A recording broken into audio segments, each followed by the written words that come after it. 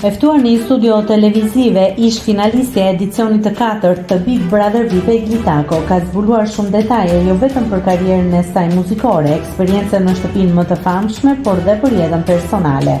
Pyetje: pasi të mbarojë Day si projekt, ka në plan e Egli diçka tjetër? Kam, patjetër që kam në plan diçka të tillë. Nuk është se kam si natyrë që të parashikoj të ardhmen ose të eci në të, por dua që të bëj mirë atë çka po bëj.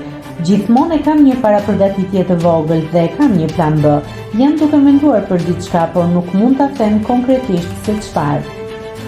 Pyetje se nëse do të donte ta prezantonte Big Brother VIP Fan Club, Egli u përgjigj duke thënë se me thënë të drejtën patjetër që po. Nëse do të më besoj, do të isha shumë e lumtur, por unë nuk jam natyra që i ngacmoj njerëzit ose të shkoj dhe t'i them dikujt që shiko, jam dhe unë këtu, a do të më konsiderosh? Unë mendoj që sidomos në këtë moment që jemi, askush nuk e ka nevojën që t'i dalësh përballë dhe t'i thuash që je këtu.